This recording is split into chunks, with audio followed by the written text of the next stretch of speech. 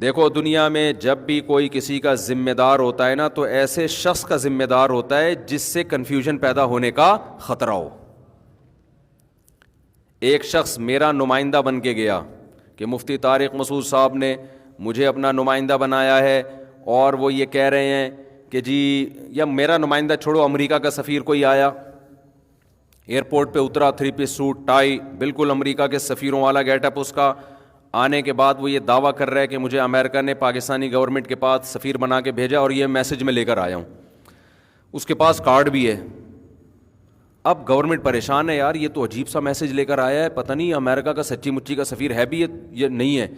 Get up تو لگ رہا ہے سفیروں والا, پلین بھی وہیں سے آیا ہے, اور اس کے پاس کارڈ بھی ہے, لیکن امکان ہے کہ جعلی کارڈ ہو. امکان ہے یا نہیں ہے؟ اب سب لوگ کہہ رہے ہیں یار اگر یہ امریکہ کا نہیں ہوگا تو امریکہ کو پتہ تو چل گیا ہے, تو امریکہ اعلان کرے نا. اب آپ اس سے مذاکرات کر رہے ہیں اور سارے ایگریمنٹ پہ سگنیچر ہو رہے ہیں, امریکہ گھنا بن کے کیا کر رہا ہے, دیکھ رہا ہے.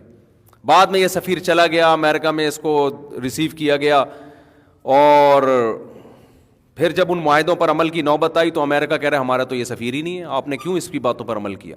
تو پاکستانی گورنمنٹ کو غصہ آئے گا کہ نہیں آئے گا؟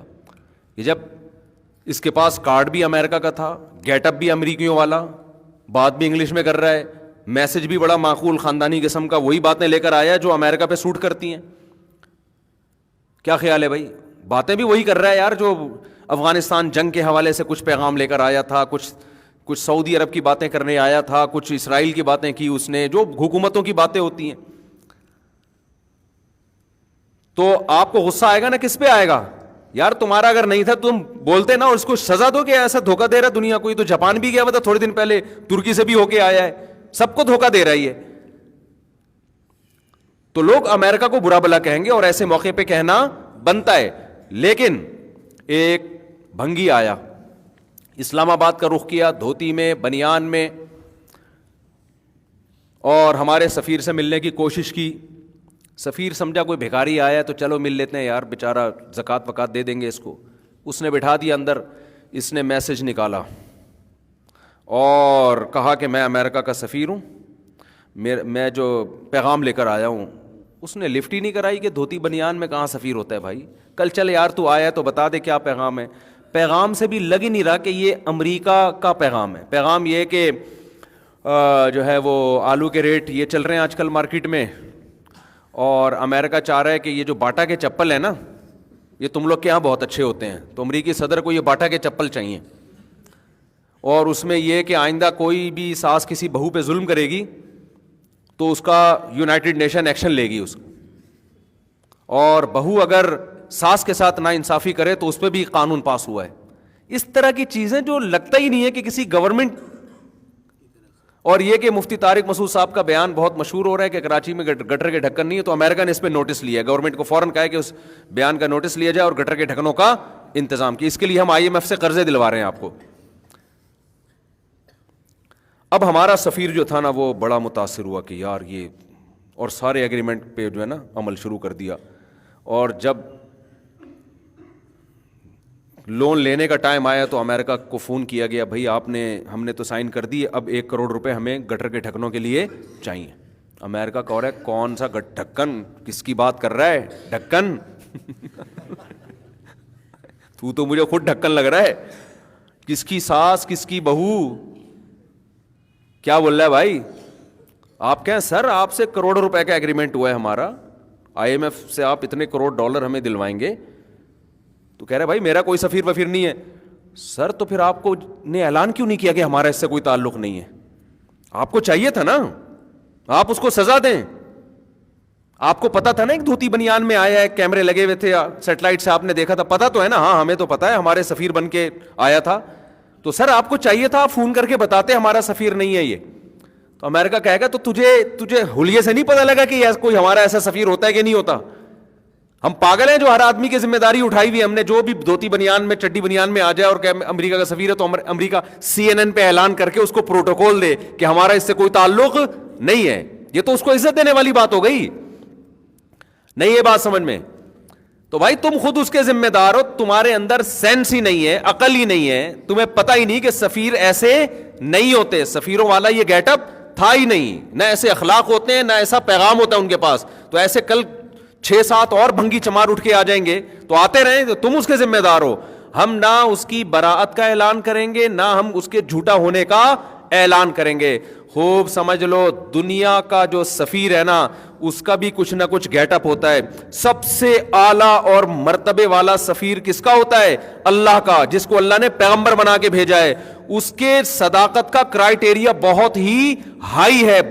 ان کا گیٹ اپ لباس سے نہیں پتہ چلتا, ان کا گیٹ اپ اعمال سے پتہ چلتا ہے. طہارت, صفائی, 40 سال کیسے گزارے انہوں نے, ان کا باپ دادا کون تھے, ان کا نسب کیا تھا. تبھی پیغمبر, حدیث میں آتا ہے رسول اللہ صلی اللہ علیہ وسلم نے فرمایا کہ اللہ جو پیغمبروں کو پیدا کرتے ہیں نا, حدیث کا مفہوم ہے سب سے اعلیٰ خاندانوں کے سب سے اعلیٰ شاخوں میں پیدا کرتے ہیں. کہ اللہ نے میری سلیکشن کی آدم علیہ السلام کی اولاد میں ابراہیم کی. ابراہیم علیہ السلام کی آدم علیہ السلام کی اولاد میں سب سے افضل کون تھے؟ ابراہیم علیہ السلام. ان کی اولاد میں بنو کنانہ سب سے افضل, بنو اسماعیل, پھر بنو کنانہ, پھر بنو کنانہ میں قریش, قریش میں پھر بنو ہاشم. سب سے اعلیٰ سے اعلیٰ سے اعلیٰ سے اعلیٰ سے اعلیٰ نسب میں جو سب سے بہترین خاندان تھا اس میں محمد صلی اللہ علیہ وسلم کو پیدا کیا گیا, تاکہ کوئی آپ کے خاندان پر بھی انگلی نہ اٹھائے. پھر 40 سال آپ کی زبان سے ایک مرتبہ بھی کسی نے جھوٹ بولو نہیں سنا. پھر آپ کو جو فالو جن لوگوں نے کیا وہ بھی قوم کے سب سے بہترین خاندانی لوگ تھے جن لوگوں نے آپ کو فالو کیا ہے. اور پھر آپ کے ہاتھ سے معجزے ظاہر ہو رہے ہیں, چاند کے 2 ٹکڑے ہو رہے ہیں, یہ ساری چیزیں لوگ دیکھ رہے ہیں, اور اتنی موٹیویشن مل رہی ہے کہ بلال حبشی رضی اللہ تعالی عنہ, خباب ابن ارت انگاروں پہ لٹایا جا رہا ہے, گرم ریتوں پہ لٹایا جا رہا ہے, پتھر رکھے جا رہے ہیں, مگر وہ آپ صلی اللہ علیہ وسلم کی دعوت سے پیچھے ہٹنے کے لیے تیار نہیں ہے. ایسا نہیں کہ پیسے دے دے کے لوگوں کو کیا جا رہا ہے, مسلمان کیا جا رہا ہے, اور لندن کے ویزوں کی لالچ میں لوگوں کو کیا جا رہا ہے. یہ تو قادیانی لوگ ہیں, تو لندن کے ویزوں کی لالچ میں کتنے لوگوں کو قادیانی بنائے انہوں نے, جرمنی کے ویزے دلائے بہت سے لوگوں کا مذہب تبدیل کروا کے. نہیں یقین آتا آپ جا کے دیکھ لو, پتہ چل جائے گا آپ کو کتنے لوگ ہیں جرمنی جانے کے ویزوں کی لالچ میں مذہب انہوں نے چھوڑ دیا. کوئی ایسا نہیں ملے گا آپ کو کہ بھئی وہ بڑی بڑی قربانیاں دی ہوں اور پھر مرزا غلام احمد ملعون پہ ایمان لے کر آئے ہوں. تو مرزا غلام احمد جو ملعون تھا اس کا گیٹ اپ پیغمبروں والا ہے ہی نہیں. تو ایسے تو کوئی بھی اٹھے. تو محمد صلی اللہ علیہ وسلم کا جو گیٹ اپ ہے, آپ کے اخلاق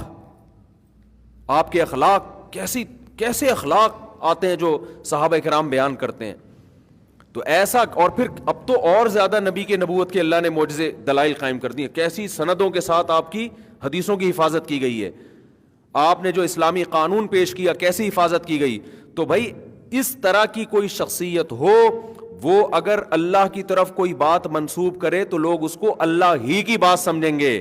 اللہ کہتے ہیں ایسی کنفیوژن میں لوگوں میں پیدا نہیں ہونے دوں گا. اگر محمد صلی اللہ علیہ وسلم جیسی شخصیت میرے اوپر پورا کلام تو دور کی بات, ایک بات بھی گڑھیں گے نا, تو میرے ذمے ہے میں اعلان کروں کہ بھائی یہ میرا کلام نہیں ہے, میں پنپنے نہیں دوں گا میں.